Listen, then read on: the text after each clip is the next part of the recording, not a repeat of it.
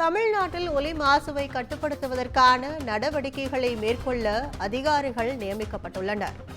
ஆட்சியர்களை நியமித்து தமிழ்நாடு அரசு உத்தரவு பிறப்பித்துள்ளதை அண்மை செய்தியாக பார்த்து வருகிறோம். கூடுதல் விவரங்களை தலைமை செய்தியாளர் சிவா வழங்க கேட்கலாம். வணக்கம் சிவா, கூடுதல் விவரங்கள். ஒலியின் மூலமாக ஏற்படக்கூடிய மாசுவை கட்டுப்படுத்த வேண்டும் என்பதற்கான நடவடிக்கைகளை மேற்கொள்ள தமிழக அரசு ஒரு முதல் முயற்சியை எடுத்திருக்கிறது. குறிப்பாக மாவட்ட வாரியாக இதற்கான அதிகாரிகள் நியமனம் செய்து இந்த குழுவை பொறுத்தவரை ஒவ்வொரு மாவட்டத்திலும் இருக்கக்கூடிய மாவட்ட ஆட்சியர்கள், மாவட்ட காவல் கண்காணிப்பாளர்கள், மாநகர காவல் ஆணையர்கள், துணை காவல் கண்காணிப்பாளர்கள், ஆர்டிஓக்கள் ஆகியோர் இந்த குழுக்கள்ல இடம்பெற்றிருப்பதாக தமிழக அரசு தெரிவித்திருக்கிறது.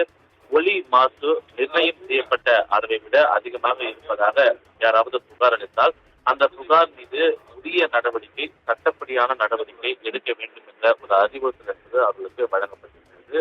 இதற்காக இந்த குழுக்கள் ஒவ்வொரு மாவட்டத்திலும் மாவட்ட வாரியாக நிர்ணயம் செய்யப்பட்டிருக்கிறது. குறிப்பாக இந்த ஒலியை பொறுத்தவரை அனுமதிக்கப்பட்ட அளவு என்பது ஒவ்வொரு நிறுவனத்திற்கும் தனித்தனியாக இந்த விதிகள் என்பது வகுக்கப்பட்டிருக்கிறது. குறிப்பாக ஒரு தொழில் முனை சார்ந்த ஒரு பகுதியாக, தொழிற்சாலைகள் சார்ந்த ஒரு பகுதியாக இருக்கக்கூடிய பகல் நேரத்தில் அவர்களுக்கான ஒரு ஒலி அளவீடு என்பது 75 டெசிபலாக தான் இருக்க வேண்டும். அதுவும் இரவு நேரத்தில் 70 டெசிபலாக இருக்க வேண்டும்.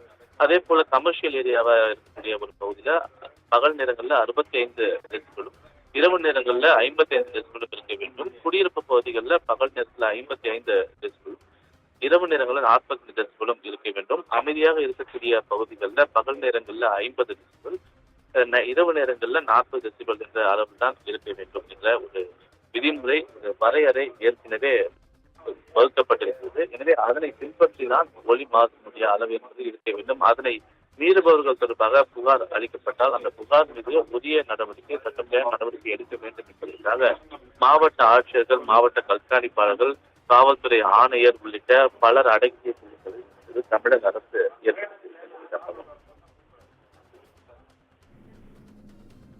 கூடுதல் விவரங்களுக்கு நன்றி சிவா.